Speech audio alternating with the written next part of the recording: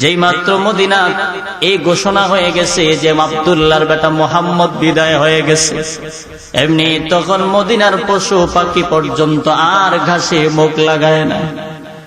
ছোট একজন সাহাবী দৌড়াইয়া বাবার কাছে গেলেন, গিয়ে দেখেন তার বাবা বাগানে কাঠ কাটতেছেন, গাছের ডাল কাটতেছেন। বাবার পিছনে দাঁড়াইয়া ডেকে বললেন, আব্বা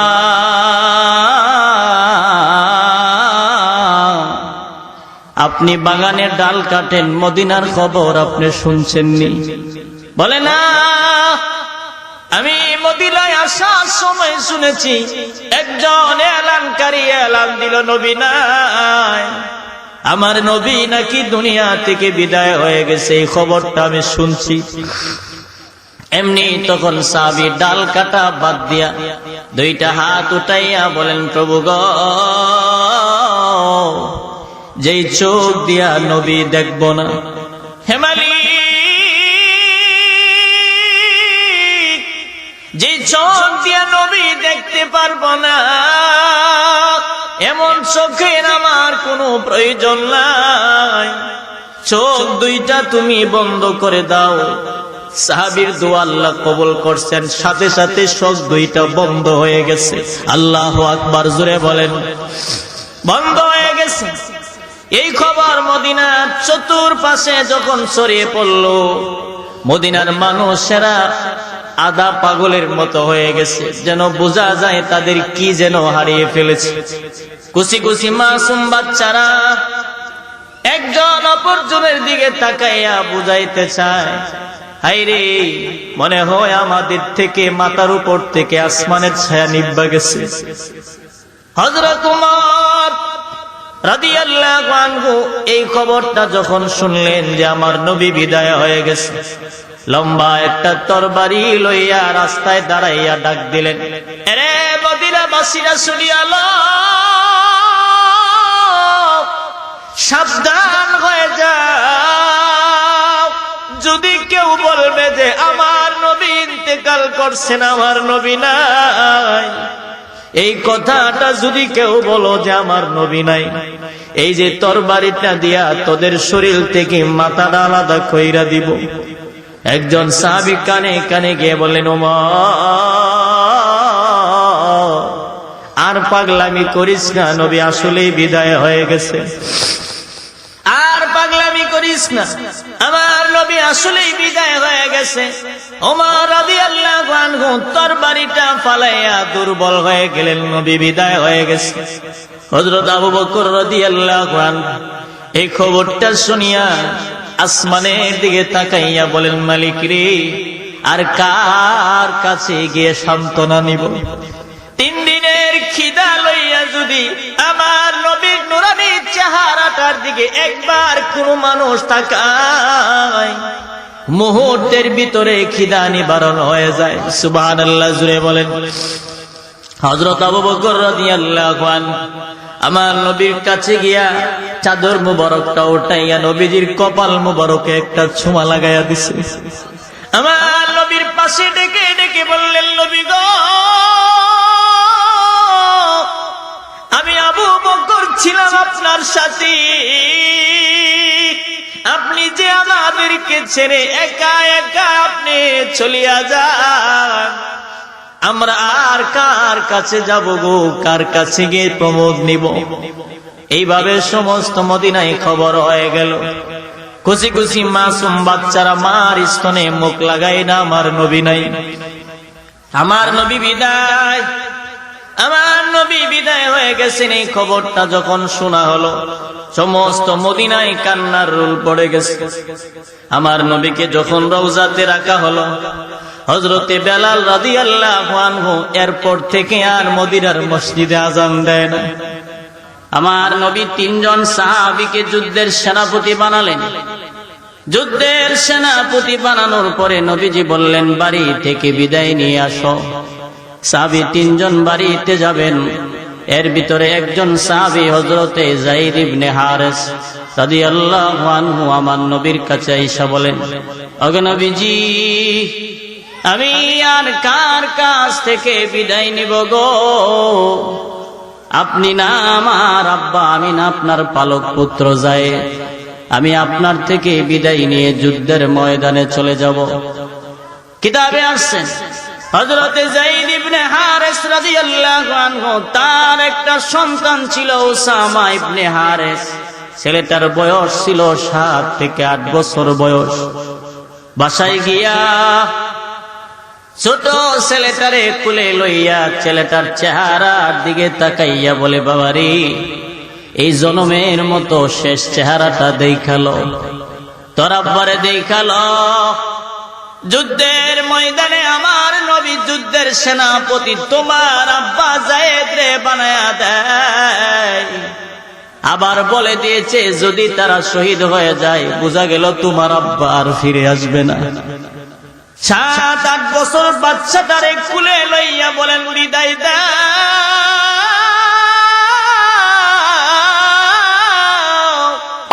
আর কোনদিন তোমার আব্বা আসবে না।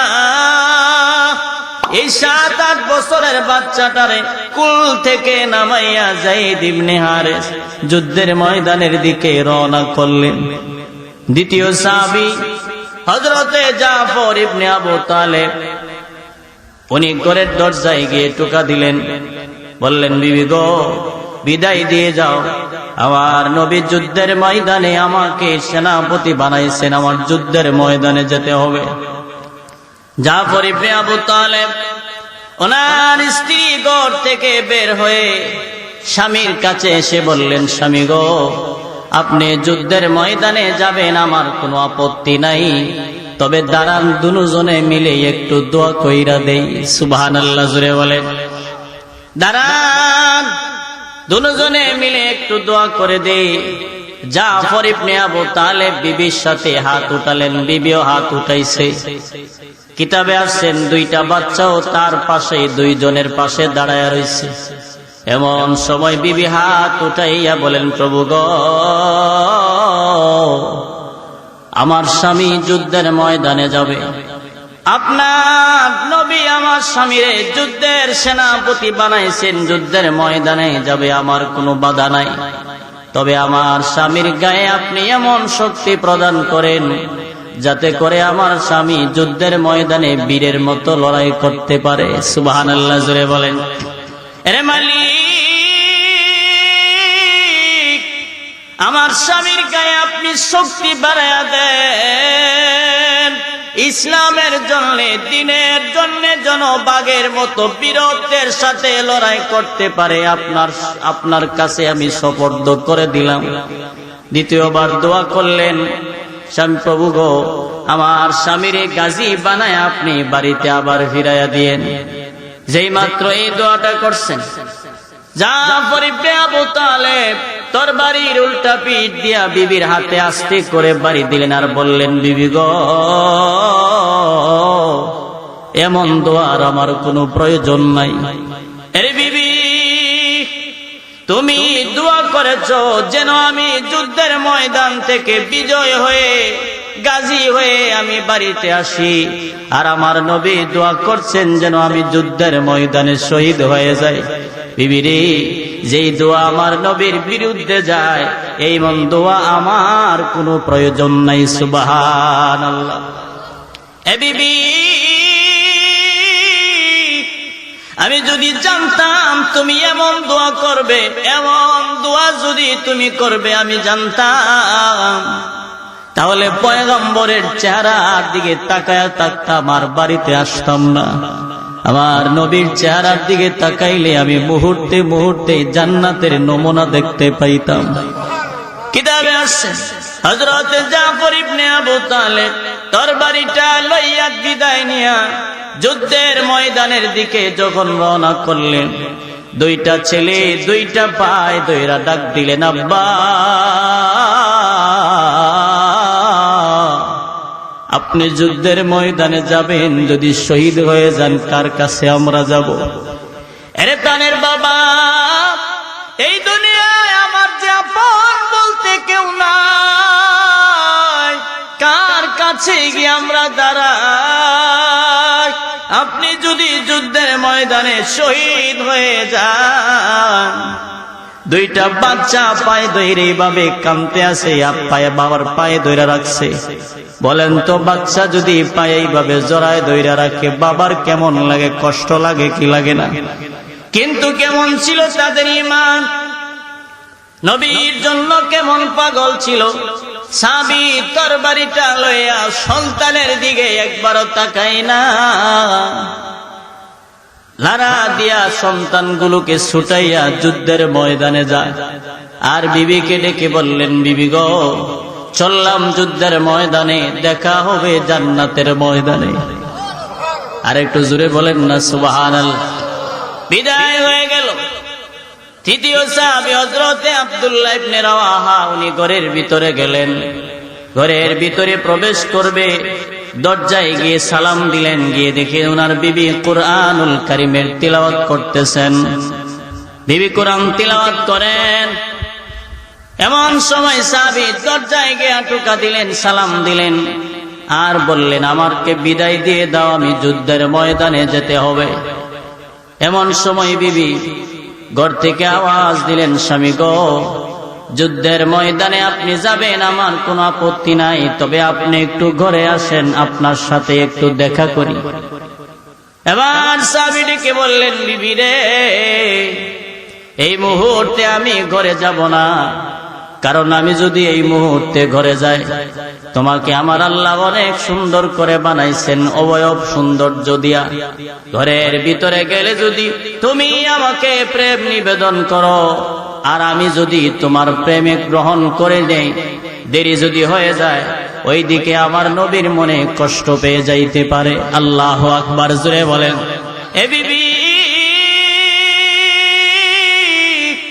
এই জন্য আর আমি ঘরে যাব না, আসো আমারে তুমি জনমের বিদায়টা দিয়ে দাও। সাবির স্ত্রী বললেন, স্বামী গো, এই মুহূর্তে আমি আপনারে ঘরে আসার জন্য বলবো না, প্রেম নিবেদন করব না, তবে সবে মাত্র বিবাহ হয়েছে, আমি আপনাকে ভালো করে দেখতে পারি নাই, আপনিও আমাকে দেখতে পারেন নাই, শুধুমাত্র কেবলমাত্র আপনাকে দেখবো যেন হাসরের ময়দানে দেখা হইলে চিনতে পারি।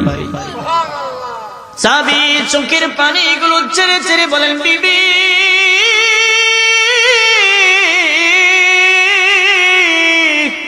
বিদায় তুমি আমারে দিয়ে দাও, তোমার স্বামী যদি যুদ্ধের ময়দানে গিয়ে শহীদ হয়ে যায়, আর যদি আমারে আল্লাহ পাক জান্নাতের ভিতরে দিয়ে দেয়।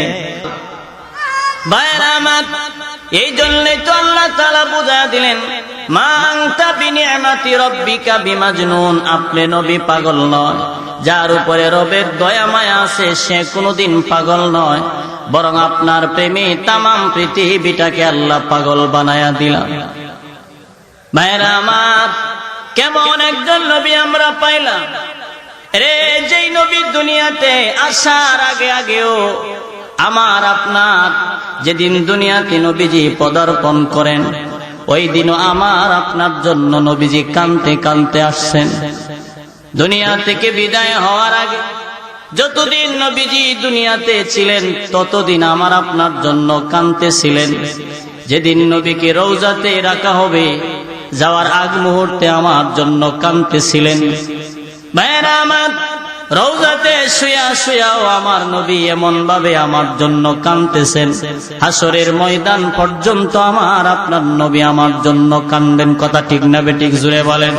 ভাইরা আমার, আমার আপনার নবী কাফির বেঈমানেরা বলছিল, আমার নবী দুনিয়া থেকে বিদায় হয়ে গেলে আমার নবীর নাম নিয়ে কান্না করার মতো মানুষ থাকবে না। বলেন তো, আমার নবীর নাম নেওয়ার মতো মানুষ আছে না নাই? আওয়াজ দিয়া বলেন, আছে না নাই? লক্ষ লক্ষ টাকা খরচ করে আমাদের বাংলাদেশ থেকে হাজিরা মক্কা মদিনায় যায়, রওজার পাশে দাঁড়াই আমার নবীরে সালাম দিতে পারলে মনে করে কলিজায় শান্তি পাইছে। কথা ঠিক না? যারা হজ করতে গেছে এদেরকে জিজ্ঞাসা করলে বোঝা যায়, বলে রওজার পাশে যেদিন আমরা যাই, যেদিন মদিনা থেকে বের হয়ে আসি, আমাদের জিম্মাদার যখন আমাদেরকে এইভাবে গাড়িতে উঠাইয়া মদিনার বাউন্ডারি থেকে গাড়িটা ছেড়ে আসে, এমন সময় ড্রাইভার ব্যতীত সমস্ত হাজিরা মদিনার দিকে তাকাইয়া থাকে আর যেন বুঝাইতে চায়, এরে মদিনা, সময় কম হওয়ার কারণে তোর কাছে আমরা সময় দিতে পারি না, কিন্তু নবীজি রওজার পাশে সর্বদাই থাকার ইচ্ছা হয়। হাজী সাহেবরা বলেন প্রত্যেকটা হাজী জানালা দিয়া রওজার দিকে তাকাইয়া থাকেন। ভাইরা আমার নবী যেদিন দুনিয়া থেকে বিদায় হয়ে যাবে, এরে আমার আল্লাহ বুঝায় দিলেন, আপনি নবী বিদায় হইলেও আপনার নাম নিয়ে কিয়ামত পর্যন্ত কান্নেওয়ালা থাকবে। যারা আপনারে পাগল বলেছে তাদের নাম নেওয়ার মতো মানুষ বেশি দিন থাকবে না। কথা ঠিক না বেঠিক? জুড়ে বলেন। আমার আপনার নবী যেদিন বিদায় হয়ে যাবেন, আমার নবী অসুস্থ শরীর নিয়ে শুয়ে আছেন, আম্মাজান খাদিজাতুল কুবরা আম্মাজান আয়েশা সিদ্দিকা রাদিয়াল্লাহু আনহা উনিও পাশে বসা, হযরতে ফাতেমা রাদিয়াল্লাহু আনহা উনিও ছিলেন। নবীজি হঠাৎ করে ফাতেমার ডাক দিলেন, মা গো, দরজা খুলে দেখো, কে জানি আমারে সালাম দিতেছেন আর আমার ঘরের ভিতরে ঢোকার অনুমতি চাইতেছেন। হযরতে ফাতেমা রাদিয়াল্লাহু আনহা যখন দরজা খুলতে যাবেন, আল্লাহ তাআলা জিবরাইল আজরাইলকে ডেকে বললেন, আজরাইল, আমার ফাতেমার সামনে তুমি কিন্তু প্রকাশ হয়ে যাও। আমার ফাতেমা দরজা যদি খুলতে যায়, দরজা খুলতে গিয়ে যদি দেখে কেউ নাই, আমার বন্ধু বলেছে কে জানি সালাম দেয়, গিয়ে যদি কাউকে না পায়, আমার ফাতেমা মনে করবে আমার বন্ধু বুঝি মিথ্যা কথাটা বলেছে, আর আমার বন্ধুর প্রতি কারো খারাপ ধারণা হোক, এটা আমি আল্লাহ পছন্দ করি না। হযরতে ফাতেমা রাদিয়াল্লাহু আনহা দরজা খুললেন, দরজাটা খুলে একটা চিৎকার দিলেন, আব্বা, এরে প্রাণের বাবা গো,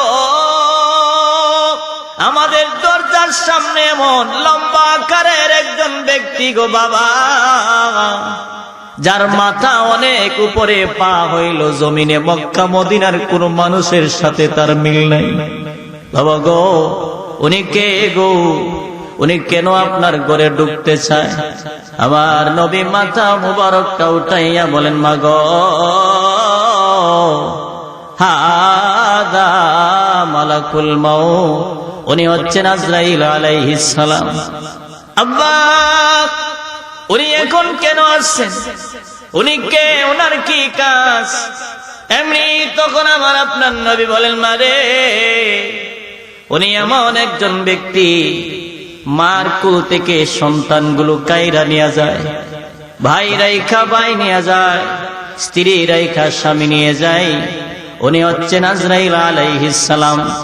হযরতে ফাতেমা রাদিয়াল্লাহু আনহা বুঝে ফেলেছেন যে আজরাইল আমার নবীকে নেওয়ার জন্য আসছে। ঠিক এমন সময় ফাতেমা রাদিয়াল্লাহু আনহা আমার নবীকে ডেকে বললেন, আব্বা, আমি বুঝে ফেলেছি উনি আপনাকে নেওয়ার জন্য আসছে গো। না, আমি আপনাকে নেওয়ার জন্য এখন দিব না। আজরাইলকে ঘরের ভিতরে ঢোকার অনুমতি আমি এখন দিব না। আমার নবী বললেন, মা গো, তুমি যদি আজরাইলকে অনুমতি নাও দাও, আজরাইল নিজে নিজেই ঘরের ভিতরে প্রবেশ করতে পারবে, এমন ক্ষমতা আল্লাহ তাআলা আজরাইলকে দিয়ে রাখছেন। ফাতেমা রাদিয়াল্লাহু আনহা বলেন, আব্বা, যদি আপনাকে উনি এখন নিয়ে যায়, বলেন না আমি কার কাছে গিয়ে দাঁড়াবো? আমার হাসান আর হুসাইন কার কাছে গিয়ে দাঁড়াবে? আর কারে নানা নানা কইয়া ডাকবেন? হাসান আর হুসাইন 3 দিন পর্যন্ত যদি পেটের ভিতরে খাবার না থাকতো, 3 দিনের ক্ষুধা লইয়া আপনার চেহারার দিকে তাকাইলে খিদা নিবারণ হয়ে যাইত। সুবহানাল্লাহ, জোরে বলেন। এ বাবা, আমি না আজরাইলকে এখন ঢুকতে দিব না। আমার আপনার নবী বলেন, এরে মা, ঢুকার অনুমতি যদি তুমি না দাও, আজরাইল কিন্তু এমনি ঘরের ভিতরে ঢুইকা যাবে, অনুমতি নিবে না। আজরাইল জীবনে কারো ঘরে অনুমতি নেয় না, আর ভবিষ্যতেও কারো ঘরে অনুমতি নিয়ে ঢুকবে না। আজকে তোমার আব্বার ঘরে ঢুকতে চাই, এটা তোমার আব্বার ইজ্জত আর সম্মানের কারণে। হযরতে ফাতেমা রাদিয়াল্লাহু আনহা অনুমতি দিয়ে দিলেন। যখন ঘরের ভিতরে প্রবেশ করেছেন, আজরাইল আমার নবীর কাছে আয়েশা বলেন, নবী গো, আল্লাহ পাক আপনাকে সালাম জানাইছেন। সুবহানাল্লাহ জুড়ে বলেন। আগে নবীজি, আপনার বন্ধু আপনারে সালাম দিয়েছেন আর বলছেন আপনাকে নেওয়ার জন্য যদি অনুমতি দেন, আর যদি অনুমতি না দেন তাহলে আপনাকে আরো সময় বাড়ায়া দেওয়া হবে। এমনি তখন আজরাইল আলাইহিস সালামের জবাবে নবী বললেন, আজরাইল, আমি এখন যাব কি যাব না এই মুহূর্তে আমি বলতে পারবো না। জিবরাইল আসার আগ পর্যন্ত আমি কিছুই বলবো না। যেই মাত্র জিবরাইল আগমন করেছেন, জিবরাইলকে আমার নবী বললেন, জিবরাইল, আজরাইল আসছে আমাকে নেওয়ার জন্য, তোমার কি মতামত? জিবরাইল আলাইহিস সালাম কোরআনুল কারীমের একখান আয়াত তিলাওয়াত করে শোনায়া দিলেন, ইন্নাকা মাইতু ওয়া ইন্নাহুম মাইতুন। ওগো নবীজি, আপনার যেমন পৃথিবী থেকে বিদায় হইতে হবে গো, বাকি যারা আছে আপনার দুশমন যারা আছে, কাফের বেঈমানেরা সবাই কিন্তু বিদায় হইতে হবে। যেই মাত্র জিবরাইল এই খবরটা আমার নবীর কানে পৌঁছায়া দিলেন, আমার নবী চোখের পানিগুলো গড় গড় করে ছেড়ে দিলেন। জিবরাইল আলাইহিস সালাতু ওয়াস সালাম বললেন, আল্লাহর হাবিব,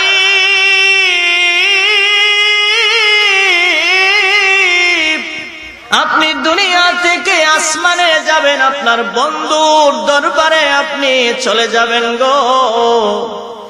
দুনিয়া থেকে অনেক নাজ নিয়ামত আপনার জন্য অনেক বেশি, রফিকে আলার দরবারে যাবেন, ওইখানে কেউ আপনারে তীর আর তরবারি মারবে না। এইখানে গেলে পরে কেউ আপনার মাথার উপরে উটের ভুঁড়ি চাপাইয়া দিবে না।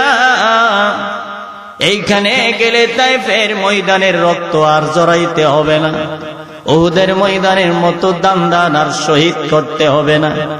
আপনার বন্ধুর কাছে যাবেন, কিন্তু আপনি কেন কান্দেন? মেয়েরা আমার, কাফের বেঈমানেরা যে বলছিল আমার নবী বিদায় হয়ে গেলে আমার নবীর মত নাম নিয়ে কান্না করার মতো মানুষ থাকবে না, এর একটা দৃষ্টান্ত হলো আমার নবী যেদিন দুনিয়া থেকে বিদায় হয়ে যাবেন, নবীজি কান্দেন। জিবরাইল আলাইহিস সালাম বলেন, নবী গো, আপনি কেন কান্দেন? ফাতেমার জন্য কি আপনি কান্দেন? বলে না। খাদিজার জন্য কি আপনি কান্দেন? বলে না। হাসান আর হুসাইনের জন্য কি আপনি কান্দেন? বলে না, আমি কারো জন্য কান্দি না। তাহলে কেন কান্দেন? আমার নবী ডেকে বললেন, জিবরাইল, আমার আত্মীয় স্বজন হাসান আর হুসাইন এবং ফাতেমা খাদিজার জন্য আমি কারো জন্য আমি কান্দি না, আমি কান্দি একমাত্র আমার গুনাহগার উম্মতের জন্য। জিবরাইল, মা কান আল্লাহু লিউআযিবাহুম ওয়া আনতা ফীহিম, আল্লাহ রাব্বুল আলামিন বলেছেন, যেই জায়গায় আমি রাসূল থাকবো না সেই জায়গায় আযাব আর গজব দিয়ে আল্লাহ ধ্বংস করে দিবেন। জিবরাইল রে, আমি রাসূল যদি বিদায় হয়ে যায় আমার গুনাহগার উম্মতের জিম্মাদারি কে নেবেন? আল্লাহ তাআলা জিবরাইল আলাইহিস সালাম বলেন, আপনার উম্মতের জন্য অনেক সুসংবাদ রয়েছে। একজন ফেরেশতা আল্লাহ পাক বানায়া দিয়েছেন, যেই জায়গায় দাঁড়ায়া, যেই কোনো জায়গায় দাঁড়ায় আপনার উম্মতেরা দুরূদ আর সালাম পাঠ করবে, আপনার কাছে ফেরেশতার মাধ্যমে পৌঁছায়া দেওয়া হবে। তারপরে আমার নবী কান্না বন্ধ করে না। এমন সময় আল্লাহ তাআলা জিবরাইলকে ডেকে বললেন, জিবরাইল, আমার বন্ধু সারাটা জনম কাঁদতে কাঁদতে জীবনটা কাটাইয়া দেয়, আজকে আমার কাছে আসবে আমার বন্ধু এখনো পর্যন্ত কান্দে, আমার বন্ধুরে জানায়া দাও আজকের পর থেকে আমার বন্ধুর গুনাহগার উম্মতের জিম্মাদারি স্বয়ং আমি আল্লাহ গ্রহণ করে নিলাম। জিবরাইল এই খবরটা যখন আমার নবীর কানে শোনায়া দিলেন, এমনি তখন জিবরাইল আলাইহিস সালাম আজরাইলকে অনুমতি দিলেন। আজরাইল আমার নবীর সিনা মুবারকে যখন হাত রাখলেন, এমনি তখন নবী ডেকে বললেন, আজরাইল, মনে হচ্ছে উহুদ পাহাড়টা আমার বুকে রাইখা দিছো। আমার নবী বললেন, উহুদ পাহাড়টা আমার বুকে তুমি রাইখা দিছো। জিবরাইল আজরাইল কি বলে শুনেন। আজরাইল বলেন, নবী গো, এতদিন পর্যন্ত যত রূহ কবজ করা হয়েছে কোনদিন এত নরম ভাবে নেওয়া হয় নাই, ভবিষ্যতেও কারো রূহ এত আস্তে বা নেওয়া হবে না। আপনার রূহটা আমি এত নরম ভাবে নিতেছি। আমার নবী ডেকে বললেন, আজরাইল,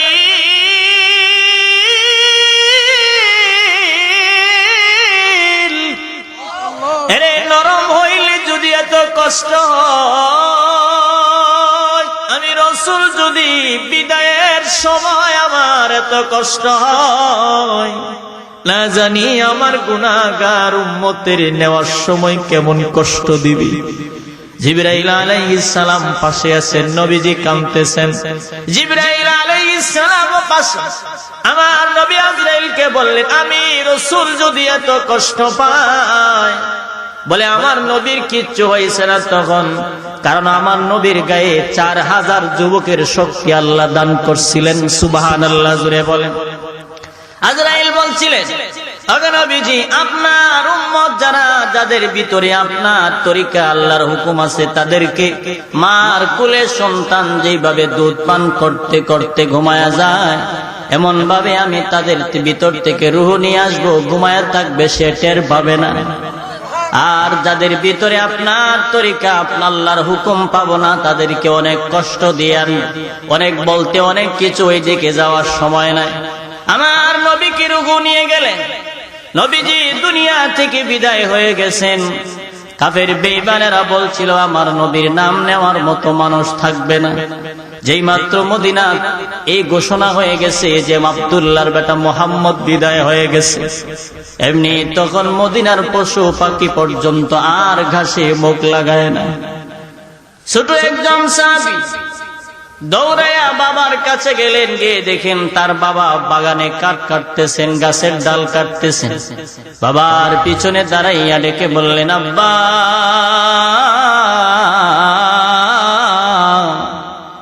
আপনি বাগানের ডাল কাটেন, মদিনার খবর আপনি শুনছেননি?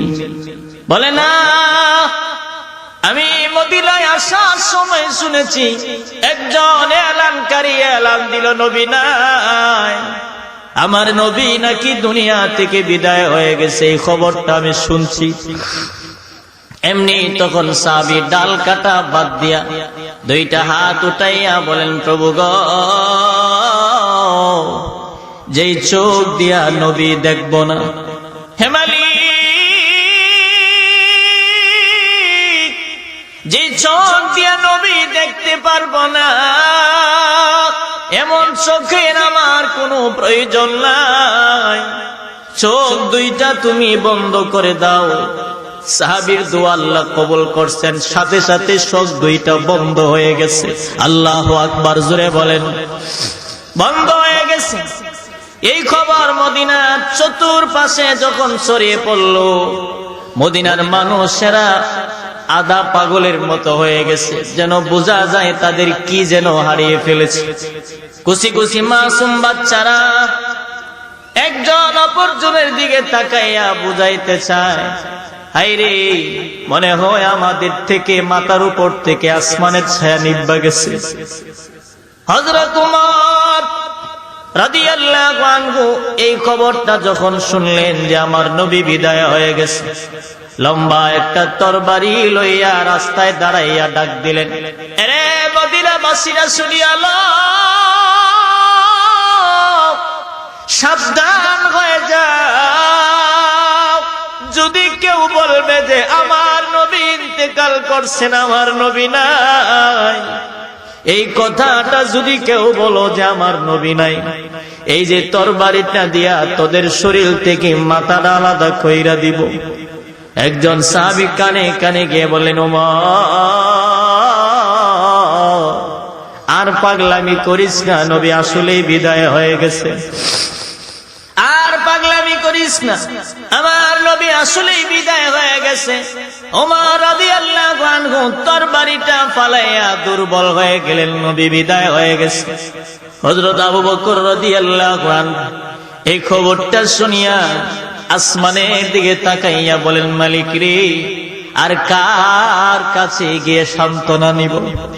3 দিনের খিদা লইয়া যদি আমার নবীর নুরানি চেহারাটার দিকে একবার কোন মানুষ তাকায়, মুহূর্তের ভিতরে খিদা নিবারণ হয়ে যায়। সুবহানাল্লাহ, জুড়ে বলেন। হযরত আবু বকর রাদিয়াল্লাহু আনহু আমার নবীর কাছে গিয়া চাদর মুবারকটা উঠাইয়া নবীজির কপাল মুবারকে একটা ছোঁয়া লাগাইয়া দিছে। আমার নবীর পাশে ডেকে ডেকে বললেন, নবী গো, আমি আবু বকর ছিলাম আপনার সাথে, আপনি যে আমাদেরকে ছেড়ে একা একা আপনি চলিয়া যান, আমরা আর কার কাছে যাব গো, কার কাছে গিয়ে প্রমোদ নিব? এইভাবে সমস্ত মদিনায় খবর হয়ে গেল। খুশি খুশি মাসুম বাচ্চারা মার স্তনে মুখ লাগাই না, আমার নবী নাই, আমার নবী বিদায়, আমার নবী বিদায় হয়ে গেছেন। এই খবরটা যখন শোনা হলো, সমস্ত মদিনায় কান্নার রোল পড়ে গেছে। আমার নবীকে যখন রওজাতে রাখা হলো, হযরতে বেলাল রাদিয়াল্লাহু আনহু এরপর থেকে আর মদিনার মসজিদে আযান দেয় না। বেলালকে বলেন, বেলাল, আমার নবী নাই, তুমি আযান দাও না কেন? হযরত বেলাল বলেন, আমি বেলাল যদি আযান দেয়, বলো না আমার আযান কে শুনবে? যে মসজিদের মুয়াজ্জিন ছিলাম আমি যেই মসজিদের মুয়াজ্জিন, আমার নবী তো সেই মসজিদের খতিব ছিলেন। আমি বেলাল যদি আযান দেন, আমার নবী যদি আযান না শুনতে পায়, আমার আযান দিয়ে কি লাভ হবে? আমি আযান দিব না। বেলাল আযান দেয় না, মদিনাতে পাগলের মতো ঘুরে, রাস্তা দিয়া যারে পায় তারে জিগায় বলে, দেখছনি আমার নবীরে, তোমরা দেখছনি? এক পর্যায়ে বেলাল যখন রাস্তা দিয়ে হাঁটেন, বেলাল তো এমন একজন সাহাবী ছিলেন যিনি আমার নবীর আগে আগে হাঁটতেন, রাস্তার ময়লা কাদা গুলো সরাইয়া দিতেন যেন নবীর গায়ে কোনো কাদা না লাগে, কোনো মাটি এবং কোনো বিষাক্ত পদার্থ যেন আমার নবীর গায়ে না লাগে। বেলাল হাঁটেন, বিরহ ব্যথা সহ্য করতে না পেরে এক পর্যায়ে বেলাল সিদ্ধান্ত নিল যে মদিনায় রাসূল নাই, সেই মদিনায় আমি বেলাল আর থাকবো না। আল্লাহু আকবার, জোরে বলেন না, আরেকটু জোরে বলেন আল্লাহু আকবার। হযরত বেলাল রাদিয়াল্লাহু আনহু বলেন, যেই মদিনায় আমার নবী নাই,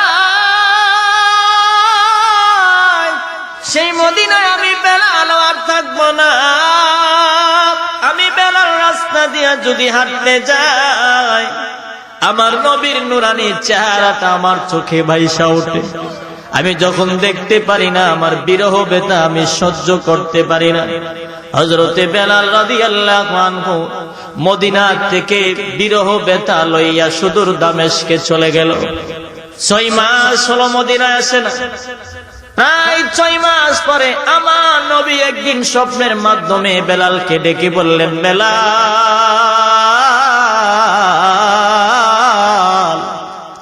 6টা মাস হয়ে গেল, একদিনও আযান দিলে না। আমার রওজার পাশে কত মানুষ আসে, আমারে সালাম দেয়, তুমি বেলাল কি একদিনও আইসা আমারে সালাম দিলা না? কারণ কি? তুমি কি আমারে ভুইলা গেছো?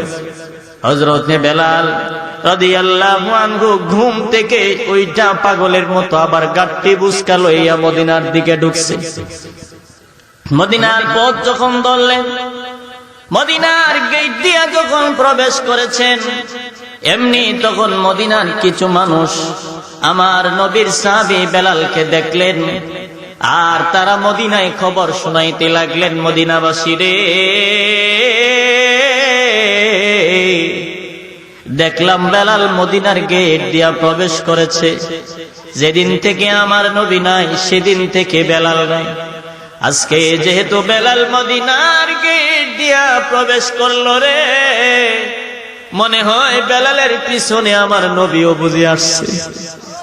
মদিনার মানুষেরা পাগলের মতো দৌড়ায়, আর ঘোষণা হয়ে গেল বেলাল মদিনার বাউন্ডারিতে প্রবেশ করেছে। হযরতে বেলাল রাদিয়াল্লাহু আনহু যখন ঢুকলেন, আমার নবীর রওজার পাশে দাঁড়াইয়া সালাম দেয় আর বলেন, নবী গো, আমি বেলাল কেমনে গো আপনারে ভুলে আমি থাকবো? না গো নবী না, আমি বেলাল তো আপনারে ভুলে থাকতে পারবো না, কারণ আমি বেলাল তো এমন একজন ব্যক্তি ছিলাম, আমার কোনো দাম ছিল না। আপনি নবীর পরশ পাওয়ার কারণে আমি বেলাল দাবি হয়ে গেলাম। নবীজি রওজা জিয়ারত করে হযরত বেলাল রাদিয়াল্লাহু আনহু মসজিদে নববীর সামনে দাঁড়ায় রইলেন। এইদিকে সমস্ত মদিনার মানুষেরা বেলালকে দেখার জন্য চলে গেলেন। গিয়ে দেখেন বেলাল দাঁড়াইয়া রইছেন। একজন সাহাবী বেলালকে ডেকে বললেন, বেলাল,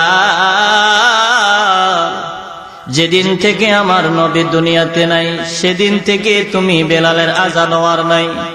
আরে বেলাল, আজকে তুমি মদিনার বাউন্ডারিতে প্রায় 6টা মাস পরে তুমি মদিনায় ঢুকলা রে। তুমি যেহেতু আসছো, বলো না আমার নবীরে কোথায় রেখে আসছো? আমার নবী কই? আমার নবীরে বের করে আনো। হযরতে বেলাল ঠোঁট দুইটা কাঁপতেছেন, চোখের পানি গুলো গড় গড় করে ছাড়তেছেন। আরে একজন গিয়ে বললেন, আরে মদিনাবাসীরা পাগলামি করবি না, বেলাল আসছে, নবী কিন্তু আসে নাই।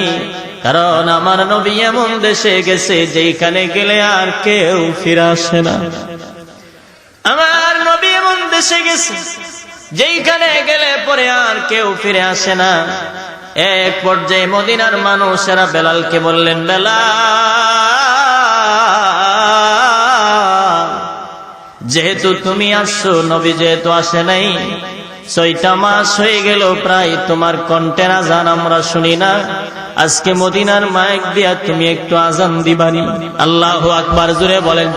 আরে বেলাল, এই যে মদিনার মানুষেরা আমার নবীর জন্য পাগল, আমার নবীর পীর হবে তাই তাদের অন্তরে ভরপুর, তুমি যাও একটু আযান দিয়া তাদের কলিজাটা একটু শান্তি করিয়া দাও। বেলাল বলে, না, আমি আযান দিয়া সহ্য করতে পারবো না। আমি বেলাল যদি আযান দেই গো, আমার আযান শোনার লোক নাই, আযান দেয় না। এক পর্যায়ে মদিনার মানুষ বারবার বলার পরেও আযান দিল না। শেষ পর্যন্ত হাসান আর হুসাইন দৌড়ায় আসছে। হাসান আর হুসাইন দৌড়ায় বেলালের কাছে এসে বললেন, বেলাল, তুমি তো আমার নানার মুয়াজ্জিন ছিলে, আমার নানা যেদিন থেকে নাই সেদিন থেকে তুমি বেলালের আযান আর নাই, আযান দিয়ে দাও আজকে। বেলাল বলে, না, আমি পারবো না। এমনি তখন হাসান আর হুসাইন দুইজনে মিলে 2টা ভাই বেলালের হাতে এইভাবে জাপটা মাইরা ধরছে। যেই মাত্র হাত দিয়া ধরলেন, ঠিক এমন সময় বেলাল 2টা ভাইয়ের হাতের দিকে তাকাইয়া বলেন, হাই রে, এই 2টা হাত দিয়া তো আমার নবীরে নানা নানা কয়া ধরছে। এই 2টা হাত দিয়া তো আমার নবীজির চুল মুবারক, আমার নবীর বাবরি মুবারক দিয়া তারা গুড়াল লাগাম বানাইছে। এই 2টা হাতে আমার নবী কত না চুমা খাইছে। আমি বেলাল যদি 2টা হাত ফিরাইয়া দেয়, না জানি আমার নবী কষ্ট পেয়ে যাবে। ঠিক এমন সময় বেলাল 2টা হাত সরাইয়া আযান দিতে লাগলেন।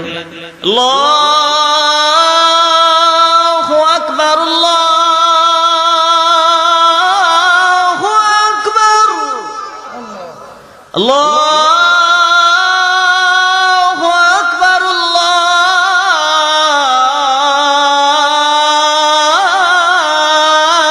আল্লাহু আকবার। বেলাল যখন আযান দিতেছেন, আযান দিতে দিতে এক পর্যায়ে যখন আশহাদু আন্না মুহাম্মাদুর রাসূলুল্লাহ বলে গো, এই শব্দটা মুখে আনার সাথে সাথে হযরত বেলাল অজ্ঞান হইয়া জমিনে পড়ে যায়। একটু পরে হযরত বেলাল রাদিয়াল্লাহু আনহুর কাছে মানুষ গিয়ে বললেন, বেলাল, এতদিন আজান দিয়ে তো এমন করছো না, আজকে কেন আজান দিয়ে এমন হয়ে গেলে? বেলাল বলেন, অন্যান্য সময় যখন আমি আজান দিতাম আশহাদু আন্না মুহাম্মাদার রাসূলুল্লাহ বলার সাথে সাথে আমার নবীর চেহারাটা আমি দেখতে পাইতাম। আজকে আমি যখন আজান দেই, আমার নবীর নাম নেওয়ার পরে আমি চোখটা খুইলা দেখি আমার নবী নাই। এই বিরহ বেদনা আমি আর সহ্য করতে পারলাম না। এই বিরহ বেদনায় আমি বেলাল অজ্ঞান হইয়া গেছি। সুবহানাল্লাহ। ভাইয়েরা আমার, এই জন্য আল্লাহ বুঝাইয়া দিলেন, হাবিব কাফের বেঈমানেরা বলছিল আপনি নবী বিদায় হয়ে গেলে নাম থাকবে না, আপনি নবীর নাম থাকবে কিয়ামত পর্যন্ত, যতদিন আমি আল্লাহ আছি ততদিন আপনার নাম থাকবে। ঠিক না বেঠিক? জোরে বলেন। আমার আল্লাহ তাআলা এই জন্য বলেন, মা আনতা বিনিআমাতি রাব্বিকা বিমাজনুন, আপনি নবী পাগল না, যার উপরে রবের দয়া মায়া আছে সে পাগল নয়। এরপরে আল্লাহ বলেন, ওয়া ইন্না লাকা লাআজরান গায়রা মামনুন, নবী গো, আপনার জন্য আপনার রবের কাছে অনেক সম্মানজনক পুরস্কার রয়েছে, যার থেকে আপনারে কেউ বঞ্চিত করতে পারবে না। সুবহানাল্লাহ। জোরে বলেন। ওয়া ইন্না লাকা লাআজরান গায়রা মামনুন। এরপরে আল্লাহ তাআলা আমার নবীরে বলেন, ওয়া ইন্নাকা লাআলা খুলুকিন আযীম, নবী গো, আমি আল্লাহ তো আপনার এই মহান চরিত্রের অধিকারী বানাইয়া দিলাম। কাফের বেঈমানেরা আপনারা পাগল বলে, তারা পাগল বললে আপনি কেন কষ্ট পাবেন না? আপনি তো পাগল নয়, বরং আপনাকে মহান উত্তম চরিত্রের অধিকারী বানাইয়া পাঠাইছি। সুবহানাল্লাহ। জোরে বলবেন।